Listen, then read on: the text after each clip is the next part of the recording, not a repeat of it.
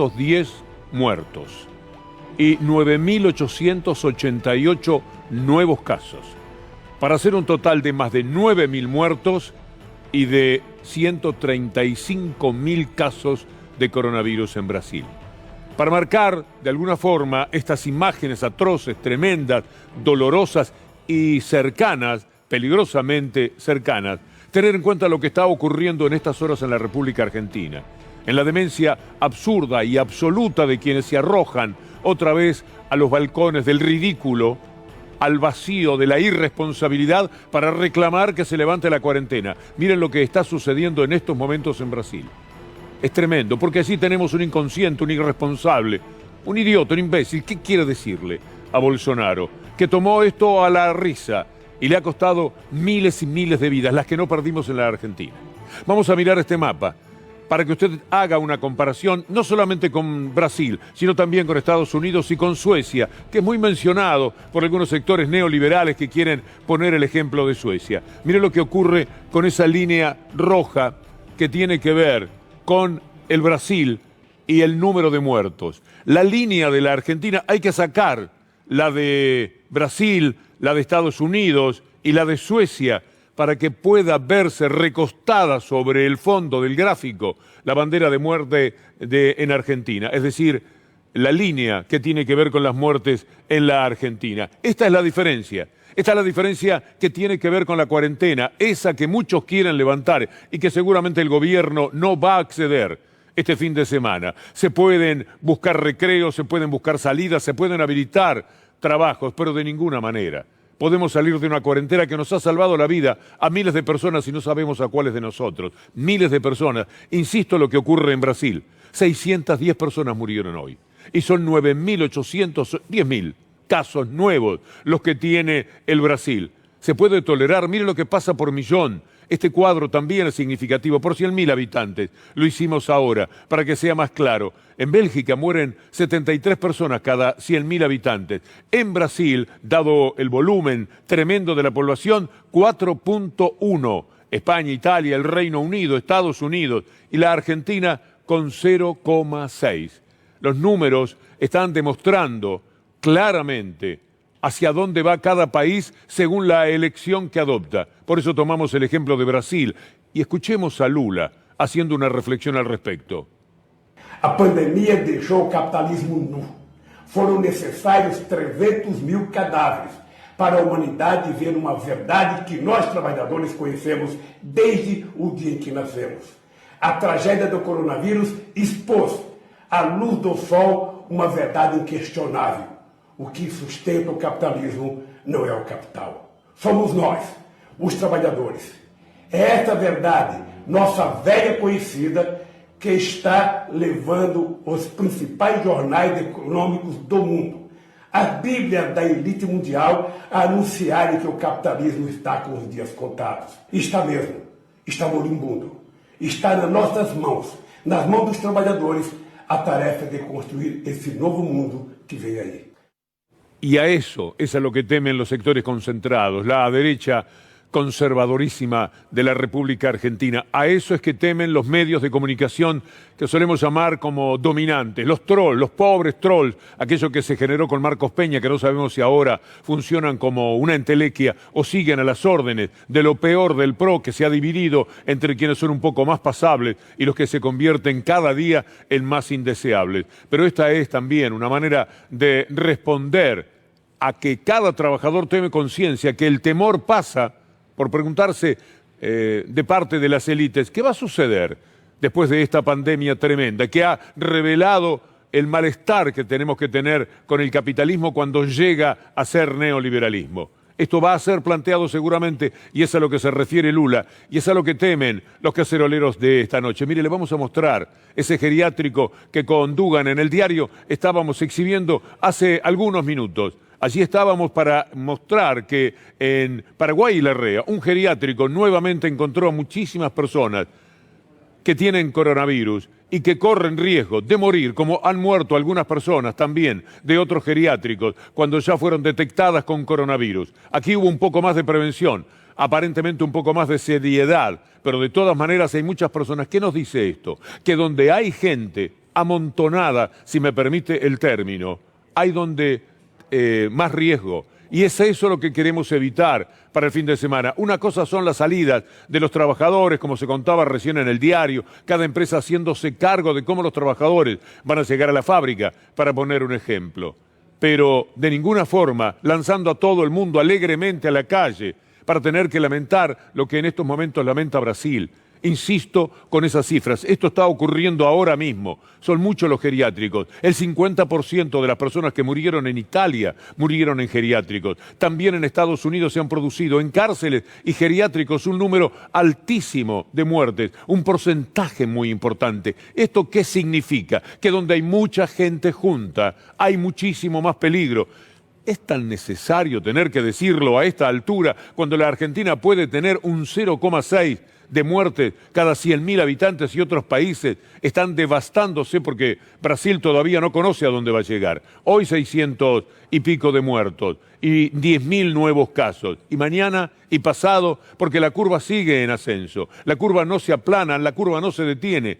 Y mucho menos con el ejemplo tremendo que da el supuesto líder que tiene ese país. Mire lo que sucede en Ecuador. Permítame lamentarme en nombre de tantos ecuatorianos, país que tanto queremos en realidad, la situación que está atravesando por la impericia, por la incapacidad, por la tardanza en determinar lo que se hizo en la Argentina. Y ya cuando entré a verlo al cuarto, él ya había fallecido, ya no tenía signos vitales. Y hasta ahorita nadie me ha podido ayudar.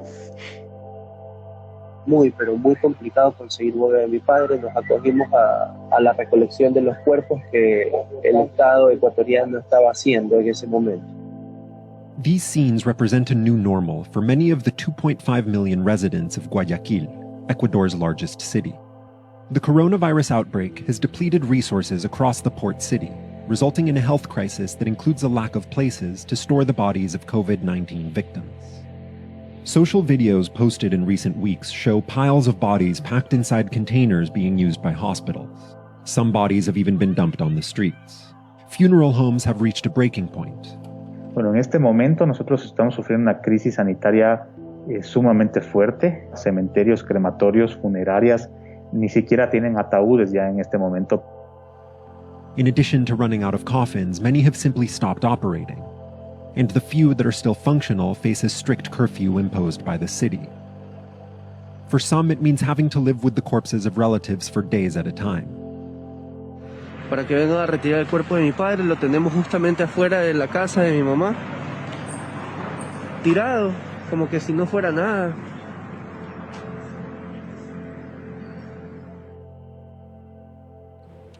¿Queremos algo así?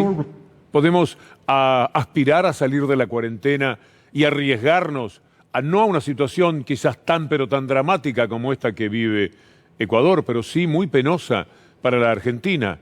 Los otros cuentan muertos 25.700, 30.700, Brasil 9.000 y pico. Aquí contamos, por suerte, y gracias a Dios, los muertos después de miles, recién vienen los cientos y todavía no se llegó a 300 muertes. Pero hay que seguir luchando, hay que seguir muy atentos y no escuchar a esta locura que han desatado algunos economistas, los medios de comunicación. No quiero ser insultante, por respeto más a ustedes que a ellos. Pero ¿qué son este tipo de personas? ¿Qué significan estos caceroleros que vamos a tener que soportar dentro de un rato? Porque seguramente se van a hacer escuchar. ¿Quieren un Trump, por ejemplo? ¿Les gustaría tener un Trump?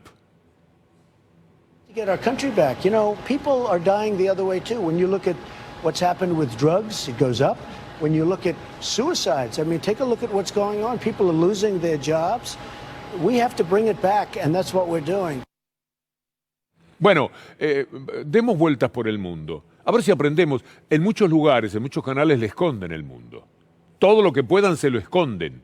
¿Por qué? Y antes lo mostraban que como ejemplo lo querían poner de lo que iba a ser la Argentina, y por supuesto que no fue. Pero ahora no muestran tanto del mundo. No hay esa insistencia.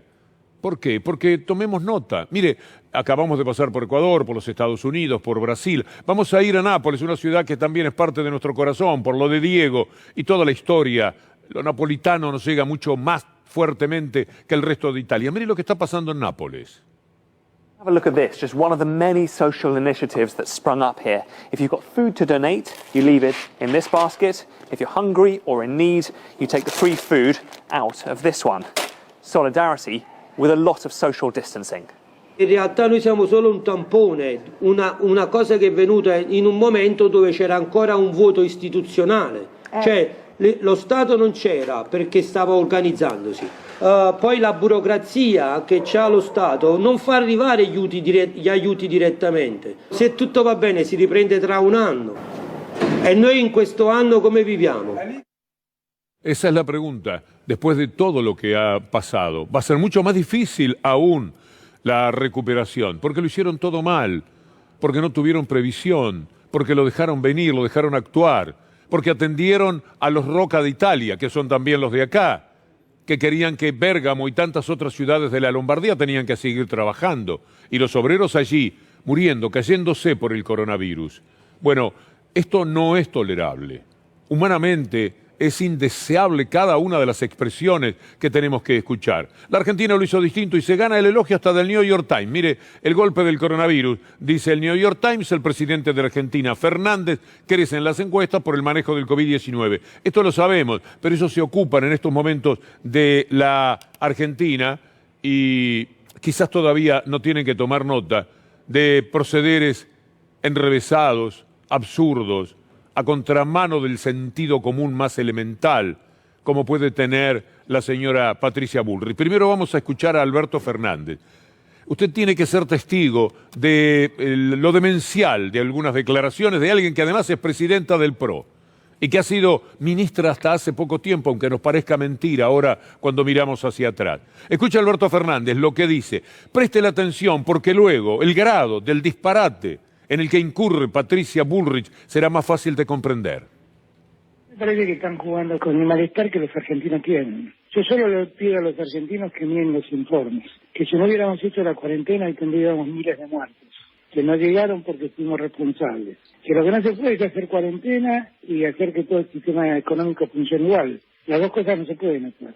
Y los que lo hicieron terminaron juntando muertos en camiones frigoríficos y enterrándolos en fosas comunes o cremándolos a velocidades inusuales. Todo no se puede hacer. Y yo le pido a la gente simplemente que reflexione, porque hay en el planteo mucha mala intención y mucha intencionalidad política. Y que los que dicen, salgamos de la cuarentena ya, sepan todos que salir ya de la cuarentena en los términos que ellos reclaman es llevar a la muerte a miles de argentinos. Nosotros nos hemos hecho un plan para ir dosificando la salida. Y quisiéramos... Medular de lo que dijo, la acción referida a los miles de muertos que la Argentina se ha evitado y que el gobierno quiere continuar a evitar. Habló de la mala fe, de la intencionalidad política. Es un resumen de lo que va a escuchar ahora de Patricia Bullrich. Para usted que acaba de oír exactamente qué dijo Alberto Fernández, le va a resultar estrafalario, por lo menos, lo que escuchará de la señora Patricia Bullrich. Lo que dijo hoy el presidente, que se lo dijo a los empresarios y también se lo dijo a Alfonso Prat-Gay por las declaraciones que hizo Alfonso Prat-Gay, de decir, aquel que quiere salir de la cuarentena, ¿quiere matar gente? Claro. Yo le diría, bueno, entonces Alberto Fernández quiere matar gente, porque él dijo...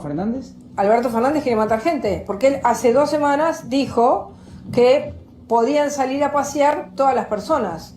Entonces, bueno, pero es que él tiene que medir sus palabras. Él cuando dice que el otro quiere matar gente, cuando él propone que la gente salga a pasear, entonces ¿qué está diciendo? Gente como Patricia Bullrich, que dejó estupefacto al propio entrevistador, ustedes vieron la cara que ponía, es la que lanza a la gente a los balcones, a las veredas, esta noche para cacerolear. Y muchos le van a llevar el apunte porque tienen, por supuesto, una gran cantidad de seguidores. Lo marcaron las últimas 2 elecciones muy claramente. Ellos son los que dan el impulso para que lleguemos al absurdo que en algún momento, dentro de un rato, se estará escuchando. Y con los medios de comunicación, todo el tiempo con economistas que dicen hay que salir de la cuarentena, hay que romper con la cuarentena. Todo esto que muestra lo que decía Lula hace un ratito la atrocidad del neoliberalismo, del negocio y del mercado por encima de la propia vida. Y lo dicen desembosadamente, sin ningún tipo de inconveniente ni reparo. A ellos no les interesa otra cosa que no sea el aspecto material de la vida, que además cuando se da lo quieren esencialmente para ellos, porque no se preocupan del resto de la gente. Por eso la observación de Capusotto, para permitirnos una sonrisa en medio de este desastre que ellos proponen, no viene mal. Novelas de la tarde. ¿Cuál es el verdadero mensaje que emiten? Yo creo que es mejor que nos dejemos de ver. No nos veremos físicamente, pero vamos a vernos en nuestros corazones. No me digas así. Vos sabés que es mejor dejar esto. No destrocemos este sueño, por favor. Sí, tenemos que hacerlo. Tenemos que hacerlo aunque yo te ame. Y el capitalismo ha triunfado. Miren todos. Miren todos.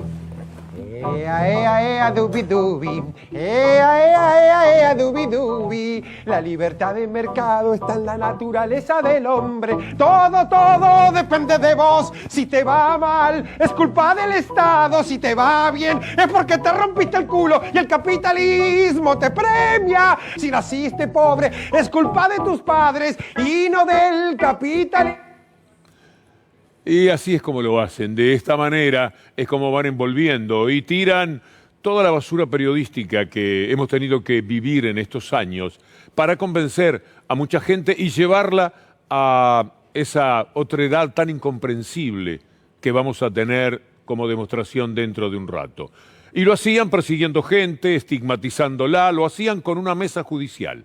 Una mesa judicial que fue denunciada en más de una ocasión, que se sabía que existía y que era la que condenaba a toda persona que pudiera hablar de lo contrario. En estos días, a partir de la declaración de la jueza Ana María Figueroa, pudo saberse cómo funcionaba todavía mejor, es decir, tener pruebas de aquello que hace un año más o menos denunciaba así Cristina Fernández de Kirchner. Creó el gobierno la que se conoció como mesa judicial del gobierno. Un escándalo. Yo nunca lo había visto. Yo soy una militante política desde mucho tiempo, pero me tocó tener una participación muy activa a partir del advenimiento de la democracia. Nunca escuché en ninguno de los gobiernos democráticos que se conformara una mesa judicial y además se validara mediáticamente que hubiera una mesa judicial. ¿Qué podemos imaginar de lo que sucedía tras bambalinas? Nosotros, los simples ciudadanos. Pero igual corría la información. Estábamos de alguna forma al tanto, pero en gran desventaja porque ellos tenían todos los medios para participar de esa mesa judicial y hacer, como dijo Ana María Figueroa, lo que no consiguió Maíquez, al que no nombró, pero es Maíquez, lo iba a conseguir la persecución de Clarín y del Consejo de la Magistratura. El gobierno, por un lado, haciendo actuar a Maíquez a nombre del inolvidable, tristemente inolvidable Garabano, y los diarios, pujando permanentemente para que esto fuese ahora algo indiscutido. Una vergüenza. Presionando jueces, atropellando fiscales, celebrando sus reuniones en público y con crónica periodística, extensas crónicas periodísticas acerca de dónde, cómo, cuándo se reunían. Sí, que hace inefable Morales Solá, al que nombro. A mí no me gusta citar a los periodistas, pero Morales Solá tiene, ese respeto sí lo merece, la entidad suficiente como para ser algo más que un escritor de La Nación. Y en consecuencia lo nombramos a él, porque es un referente de una actividad permanente y cada día peor. No sabe uno ya qué quiere hacer de su propia carrera. Miren esto, una nueva manipulación mediática de Cristina. Por supuesto, siempre van por ese lado. El aspecto sorprendente del caso es que la propia jueza Figueroa, que siempre simpatizó, de paso, con el cristinismo, confirmó que ella nunca nombró a Juan Bautista Maíquez, efectivamente nunca nombró, ni nadie dijo que ella lo nombró. Se supo porque cuando Mariano Martín le preguntó por varios, sobre el único que no dijo no es ese, es Maíquez, porque de antemano el periodista sabía de quién se trataba. Pero mírelo a lo que juega para hacer tenebroso todo, Morales Solá. Es necesario hacer un paréntesis sobre la actitud de Figueroa. El supuesto apriete que ella denuncia ahora habría sucedido en 2015. Entonces dice, ¿por qué no lo denunció? Porque en aquel momento era un apriete de los que muchos que se pueden dar. Pero ahora, en el contexto de 3 años de persecución mediática y de 3 años con la espada de Damocles pendiendo sobre ella en el Consejo de la Magistratura, presionándola y hostigándola, siempre advirtió de qué se trataba. O hacía lo que le estaban diciendo, o iba a sufrir todos estos años que sufrió frente al macrismo. Entonces sí, se puede pensar que es un delito o un apriete completamente impresentable. Y miren con lo que lo compara Morales Solá, jugando a que usted y quien le habla quizás no entienden demasiado de derecho. Entonces dice que una jueza, Sabrina Namer, recibió hace poco una llamada de la Secretaría de Derechos Humanos que lidera el cristinista Horacio Pietragala, para recordarle que ellos habían pedido la prisión domiciliaria de Delía. La jueza Namer libró un oficio a la Secretaría de Pietragala en la que denunció que recibió una llamada inapropiada, lo que significa un apriete en la jerga judicial. Se equivocaba feísimo la jueza Namer, porque resulta que Derechos Humanos, que está a cargo de Horacio Pietragala, es parte de la causa como amicus curiae. Había pedido esa condición y como no había respuesta y se demoraba, llamaron a la propia jueza, como lo va a decir ahora Pietragala, desde un teléfono fijo de la Secretaría de Derechos Humanos a la Secretaría de la jueza, para que quedara muy claro que lo que estaban haciendo era ajustado a derecho y no faltándole el respeto. La Secretaría de Derechos Humanos de la Nación presentó un amicus por pedido del abogado defensor del ciudadano Luis Delía por su grave situación de salud. El amicus aporta herramientas para que el tribunal pueda definir por la positiva o la negativa del pedido de arresto domiciliario. En la primera presentación no tuvimos ningún tipo de respuestas del tribunal y un director de la Secretaría de Derechos Humanos llamó desde un teléfono fijo de la Secretaría al teléfono fijo del juzgado, habló con el secretario del tribunal y pidió que por favor nos den una respuesta por si daban lugar al amicus o no daban lugar. Lo que no podían hacer era ignorarlo. Digamos, esa fue la única comunicación que hubo con el tribunal por teléfono. Muy sencillo, lo sabe Morales Solá. Eran peras con manzanas. No tiene nada que ver el caso Figueroa Maíquez con el de Pietragala Namer. No hay ninguna relación. Lo que quieren disimular es una mesa chica de la cual el diario La Nación, sus directores, los Aguirre, uno de ellos particularmente, ha participado muy activamente. Ellos son los que han ido a visitar jueces para pedir que pongan presas a determinadas personas. Y si no les llevan a la punta, al otro día empiezan a hostigarlos a través de los diarios. Ya se sabe cuál es la jugada. Por eso hablamos del de Figueroa como el primer caso del lawfare. Los diarios, la justicia y el gobierno actuando mancomunadamente para hacer este tipo de daños. El que también denunció Alberto Fernández en la nota de ayer de Berkovich. Yo en todos esos años hablé de la existencia de una mesa judicial que permanentemente decía interferencia. Y eso es un secreto a voces, todos los jueces lo comentaban. Yo no sé por qué la jueza dijo que ella nunca la nombró Maíquez, que existieron las prisiones pero que no fue Maíquez. No sé, pero lo que sí sé es que la jueza dijo lo que todo el mundo sabe que ocurrió en tribunales. Lo que todo el mundo sabe que ocurrió en tribunales en esos años. Y que yo también lo denuncié. Y hasta yo puse nombre y apellido de jueces responsables y me saltaron a la cabeza en la campaña acusándome de querer entrometerme en la justicia. Y lo único que estaba contando es que pasaba lo que ahora esta jueza dice que pasa. Que hay de un lado de la vida, y esa es la responsabilidad que se tiene de ese lado: argumentación, explicación y pruebas. ¿Sabe lo que hay del otro lado? La prepotencia de decir esto es así y se terminó. No hay nada para discutir. Le vamos a dar un ejemplo. Diego Fuchs estuvo conversando con el señor Pellegrina, presidente de la Sociedad Rural, y tira el tema del impuesto. Préstele atención a la respuesta, que es nada, pero es nada más que la defensa a ultranza del privilegio, no sé si propio, porque no sé cuán rico es, pero sí de otros, de esa élite a la que él o participa o quiere participar. Préstele atención a este pequeño recorrido sobre el tema del impuesto a la riqueza para entender con qué gente hay que debatir. El impuesto por única vez a las grandes fortunas, que afectaría a 12.000 personas. Quiero saber cuáles son los argumentos de la sociedad rural para oponerse a este impuesto.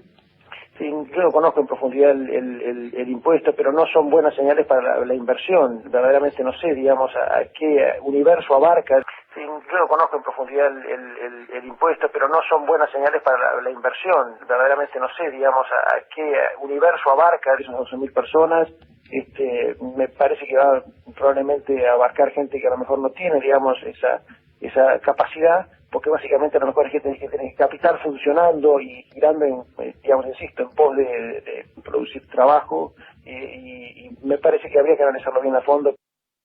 Es una defensa ultranza del neoliberalismo, la de este señor o también la de Clarín, que tanto tiene que ver con cada una de las manifestaciones odiosas que podamos encontrar de parte de la sociedad. Va a escuchar a Daniel Greenbank, tan conocido, al que se le deben tantos formidables espectáculos, conducción de radios, etcétera, y sobre todo una gran libertad personal para opinar, con nuestro colega Matías Martín, hablando de cómo Clarín y Polka van a pagar los sueldos este mes. Si en la buena la guardaste, en la mala tenés que romper el chanchito. Es así de corta. A mí me parece vergonzoso que el Grupo Clarín esté pagando en cuotas cuando hizo una subdivisión de 2 empresas, y cuando uno explora cómo es la composición accionaria, por más que sea por empresas offshore, que se fueron, los accionistas son lo mismo. Los dividendos no se tocan, te van a decir. Los dividendos no se tocan, o sea, que si ganaron 800 palos los últimos 4 años, no, es hoy para pero ellos. El tema es el interempresa que actúa en esas empresas. ¿A cuánto yo te vendo un contenido para Flow? Desde uno, determina cuánta plata voy a tener para pagarle a los empleados, después de, llámese de Polka o de Canal 13 o de Clarín. Entonces, hay un juego perverso que ya no resiste más. Juego perverso que ya no se resiste más en ningún sentido. Anoche, Julián Guarino se ocupó en su programa también de este tema y explicó de qué manera, fíjese qué perversos que son, no tienen vergüenza, no se resiste más, como señalaba Greenbank en la nota con Matías, no se puede vivir así. Y sin embargo son poco menos que los amos del país. Miren lo que van a hacer. El 55% del paquete accionario de la productora Polka es y pertenece al Grupo Clarín, que tiene 400 empleados, ¿no? 400 empleados, la mayor productora de contenidos de la República Argentina. Cuando comenzó el aislamiento, esto era lo que decíamos recién, la empresa dijo que no podía pagar, que del 100% de un salario, del salario del mes de abril, que tiene que ser abonado ahora, el 50% mañana lo paga el Estado dentro del programa ATP, que es para pymes, para medianas empresas, y uno entiende que no es para las grandes empresas. 20% se compromete la empresa a abonar para llegar cada salario hasta el 70%. Es decir, que las personas mañana, los trabajadores van a tener hasta el 70% del salario en el bolsillo, 50% paga el Estado, 20% va a pagar la empresa, y uno entiende que eso es como contrapartida de que no va a pagar contribuciones patronales. 30% restante de cada salario de Polka, de los 300 trabajadores, no los va a pagar ahora, y como los trabajadores no aceptaron un recorte, bueno, finalmente la empresa va a diferir el pago de ese 30% para el mes de septiembre. 30% de los salarios que tienen que tributar por los servicios prestados en el mes de abril se van a pagar en septiembre.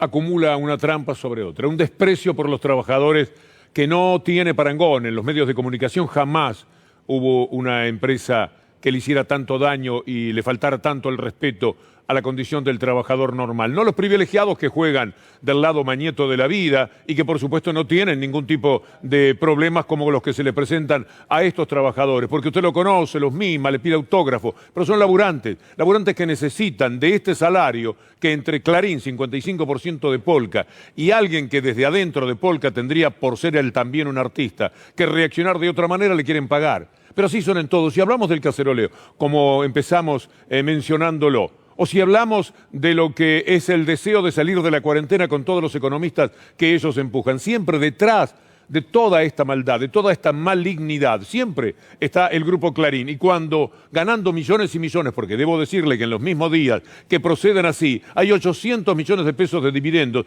que sí se reparte la cúpula, Mañeto, Aranda, Tomás Pagliaro, viva la vida, viva la cara de ellos, pero no la de los laburantes, la de los trabajadores, porque como decía Matías Martinay, los dividendos no se tocan, en cambio los salarios del trabajador sí. En cada uno de los aspectos de la vida nacional, ellos están gravitando, están en contra de cómo se está tratando de pagar la deuda, porque ellos también son bonistas, están en contra de los impuestos a las riquezas, porque ellos también son los ricos, están en contra de la libertad de expresión, porque han tratado hasta de cerrar este canal, porque no quieren tener ni siquiera nada enfrente.